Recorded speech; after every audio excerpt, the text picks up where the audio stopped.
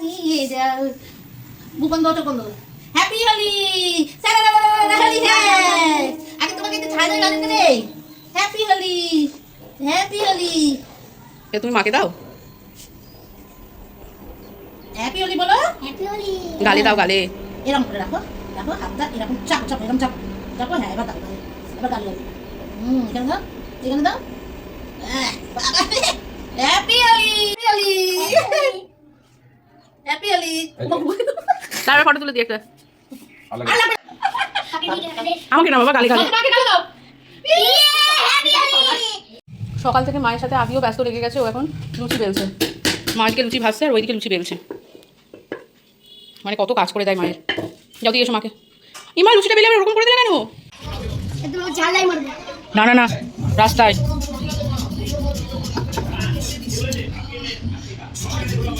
মা এখন পিচকারিতে করে এখন বেলুন করে দিচ্ছে আর নিয়ে ছুটলো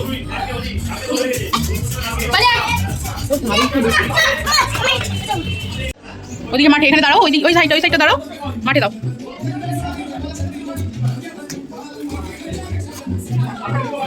তারপর আমরা বেরিয়ে পড়লাম রং খেলার উদ্দেশ্যে বাইরে যাচ্ছি হচ্ছে কলেজ ঘাটে একটু রং খেলবো রং খেলা দেখবো সব কিছুই এনজয় করব কিন্তু আমি এই প্রথমবার যাচ্ছিলাম কলেজ ঘাট আর প্রথমবার গিয়ে মানে আমার তো আমি অবাক হয়ে গেছি এত ভিড় তারপর আমি ওখানে একটু রং খেললাম আদির পাপাকে রং দিলাম আর চারিদিকে ছেলে মেয়ে পুরো এত আনন্দ করছে সবাই নাচানাচি করছে দেখে এত ভালো লাগছিল সবাই নিজেদের মতন আনন্দ করছে এটাই হচ্ছে আসলেই ঝগড়া অশান্তি না করে নিজেদের মধ্যে আনন্দ করাটাই আমার মনে হয় সব থেকে ভালো জিনিস তারপর আমার আদি লেগে পড়লো নাচতে কারণ গান চললে ওকে তো নাচতে হবেই আর ওই রং খেলতে খেলতে নাচ করা বা নাচ দেখা ও এটা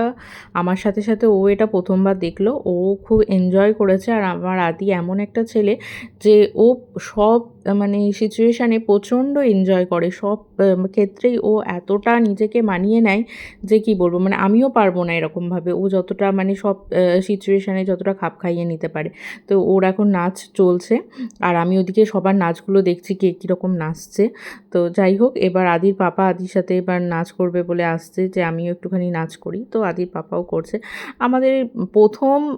দোলটা খুব ভালো কেটেছে আর কি আদিকে নিয়ে এইভাবে ওকে কারণ ঘরের মধ্যে তো সব কিছুই এটা রং খেলে এটা দাগ লেগে যাবে রং লেগে যাবে বলে আনলাম চল একবারে নিয়ে চলে এসেছি কলেজ ঘাটে তোর যত ইচ্ছা তুই রং খেল তো ও রং খেলতে রং দিতে খুব পছন্দ করে তো সেইভাবে ও খেলছিল তারপর ওখানে যে ঠাকুরটা হয়েছিল সেই ঠাকুরটাও খুব সুন্দর করেছিল দোলনার মধ্যে বসেছিল তো খুব সুন্দর লাগছিল ঠাকুরটা